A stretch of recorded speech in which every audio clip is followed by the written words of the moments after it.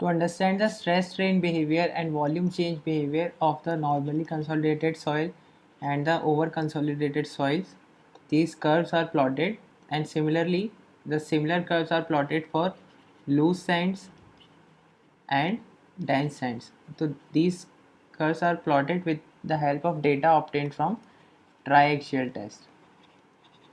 So normally consolidated drain test is used for obtaining this data. So this curve here shows the plot between deviator stress and axial strain. So in case of over consolidated clay, as we apply the stress, so the strain will increase, and at a lower value of strain it will show the highest value of stress, and after this value, as the strain increases, this stress decreases in the soil, and it reaches some ultimate stress. So this decrease in stress is given due to the fact that when the over consolidated soil is stressed up to its maximum limit, so after that it dilates, it shows the volume increase. Now the reason for this dilation is given something like this, that when this soil is stressed, so with time what happens at the shear plane, so whatever the shear plane is there weakest, so some flaky particles will be there, so these flaky particles reorient themselves. So, and this reorientation, due to this reorientation, they dilate, and water content also increases, and so in this process it dilates, plus its shear strength also decreases. So this is the reason which is given for the decrease in shear strength of the over consolidated clay with time. And so because of this dilation the volume will increase. So here we can understand the volume behavior of the soil. So for over consolidated clay, if it is strained, so first it shows a decrease in volume. For some stress it will show the decrease in volume, but later it will show the increase in volume. That means it start to dilate after that point. Whereas the normally consolidated clay, if it is stressed, so it is compressed. So it will generally go under compression because it is stressed, with a value of stress that is the maximum that it is facing. So maximum stress it is facing, so because of that it will go under compression. And this next plot is for the pore water pressure and the strain. So we can understand with this volume behavior itself. So we know that for over consolidated clay the volume increases, and for normally consolidated clay the volume decreases. As I said earlier also, if this volume increase is taking place and if we are not allowing the volume to increase by stopping the drainage, so because of that negative pore water pressure develops, and that is the case with over consolidated clay. Whereas in case of normally consolidated clay, it wants to show a volume decrease. That means it wants to be compressed, but if we are holding this water to move out, the water wants to move out of the soil, but we are holding it by keeping the conditions as undrained. So in that case the pore water pressure will be positive, so the pore water pressure will increase. So that is the case for normally consolidated clay, and the negative pore water pressure is the case for over consolidated clay. The same is the case with sands. That means normally consolidated clay behaves similar to loose sand, and over consolidated clay behaves similar to dense sand. So here we can see same things, that for dense sand the stress increases up to its peak stress, and after that as the strain increases the stress decreases and it reaches its ultimate stress. Whereas for loose sand, as the strain increases the stress simply increases and it reaches its ultimate stress point. And for the volume change, so for the dense sand, first it shows a little decrease in volume, and after that its volume increases because it dilates. And similarly for loose sand, when it is compressed, so its volume will decrease. it will simply decrease when it is strained. And so this is another relationship, that is between void ratio and shear strain. So when these sands are shear strained, so some shear strain is allowed applied on this soil on sand. So what happens, if it is in loose condition, so its void ratio decreases, so its E value decreases and it reaches a value of minimum E, that is called as E critical, and after that even if we apply more load, so its void ratio will not decrease. And in the case of dense sand, as we apply shear strain on the dense sand, so first its void ratio will decrease for a little while, and after that its void ratio increases and it also reaches the value of maximum void ratio, that is known as E critical, and after that its void ratio will not increase. So here we get an important result, that if a sand is having critical void ratio, that is ECR, so if it is having critical void ratio, so if we apply shear strain, it will not show any volume change, not show any volume change. So if we can find out this critical void ratio, then we can say that if the void ratio is more than critical void ratio, if the void ratio is more than critical void ratio, then the soil will compress, and if the void ratio is less than critical void ratio, then the soil will, or the sand will dilate. So this is an important result. So after this, the next thing that we have to study is the Skempton's pore pressure parameters.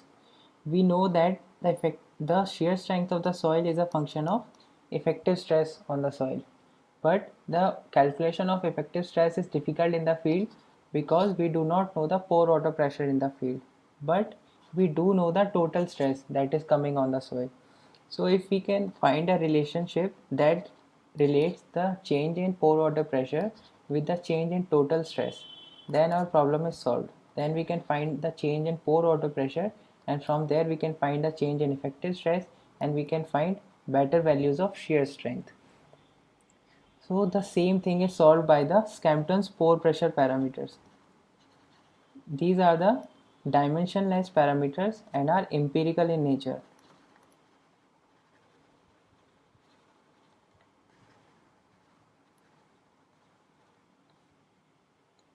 If you say that what we studied earlier when we studied the effective stress, that the increase in stress which is coming on the soil is equal to increase in pore water pressure.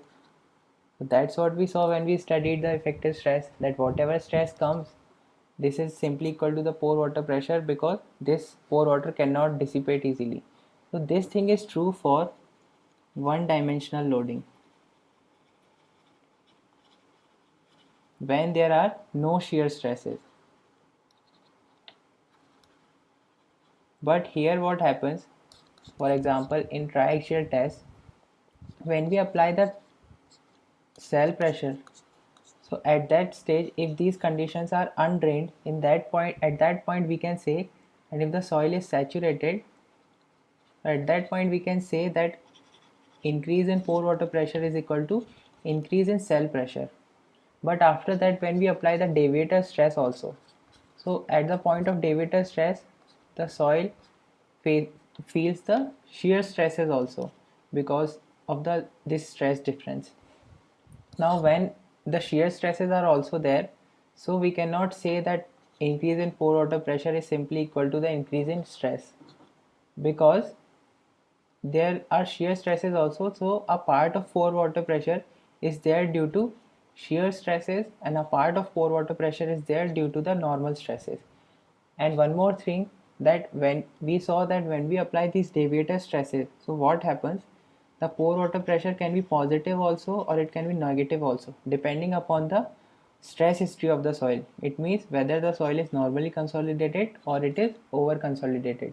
So there are other complexities also, so we cannot simply say that increase in stress is equal to increase in pore water pressure, and that's why we need some more elaborate results. So for that purpose, the Skempton's pore water parameters are given. So according to that, the increase in pore water pressure is given as B delta sigma 3 plus A delta sigma 1 minus delta sigma 3. If we want to break this equation in two parts, so we can write delta u1 is equal to B delta sigma 3 and delta u2 is equal to BA delta sigma 1 minus delta sigma 3. So here B delta sigma 3, so this is the change in pore pressure, that is delta u1, change in pore pressure due to change in cell pressure, whereas this delta u2 is equal to change in pore pressure due to change in deviator stress. So if we know the values of these parameters A and B, these are known as Skempton's pore pressure parameters, then our problem is solved. So these parameters can be obtained using the triaxial test. So if we conduct the unconsolidated undrained test, so when we apply the cell pressure, so we are talking about the saturated clay here or the saturated soil.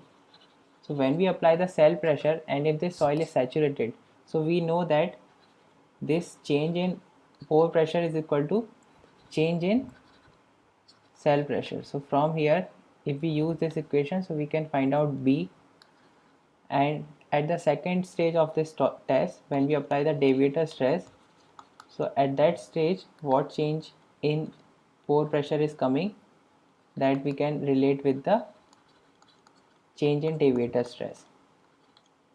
So in this test we can find out these pore pressure parameters. Apart from this, we can use the CU test also for the determination of pore pressure parameters. So the pore pressure parameter B, its value is 1 if the soil is fully saturated. We can see from this equation itself, because if the soil is saturated, so change in pore pressure is equal to change in cell pressure. So B must be 1 in that case. And its value is 0 for dry soil. So we can say the value of B varies from 0 to 1. But it is not a constant for a soil, it depends upon the stress increase. Or we can say it is a function of stress range. So if we are trying to find out the value of A in this equation BA, that is u2 is equal to BA delta sigma 1 minus delta sigma 3. So in that case, we should be careful about this B. It should be in the stress range of this deviator stress. Otherwise, the value may be misleading. So that was about B, and the coefficient A, its value can be as high as 2 to 3 for very loose saturated fine sand,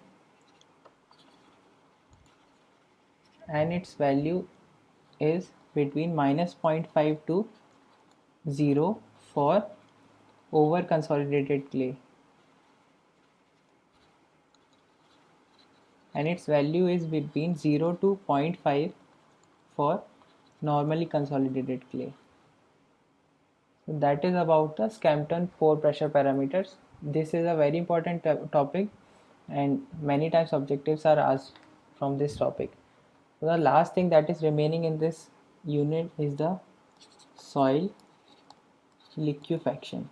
So I want to give some idea about this thing. So what is soil liquefaction?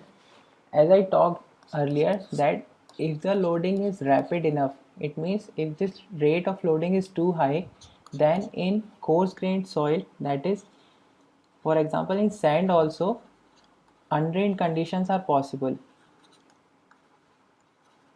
So this phenomena happens in saturated loose sands. So what happens if this rate of loading is very high? So we know that for saturated loose sands, the pore water pressure will be positive, so the effective stress will decrease. And if this rate of loading is very high, then there may be a case when effective stress reduces to zero. And we know that in case of sand, that shear strength is a function of effective stress, and there is no cohesion because cohesion is zero for sands. So if effective stress is zero, it means shear strength of the soil becomes zero. It means the soil cannot take any load, and so in that case structure may fail, or structure fails. So what are the typical example? So this way, if the shear strength reduces to zero, that we call as soil liquefaction. What are the cases where it happens? So in case of earthquake loads, or in case of pile driving, or vibration of machines, or some explosive blasting is there.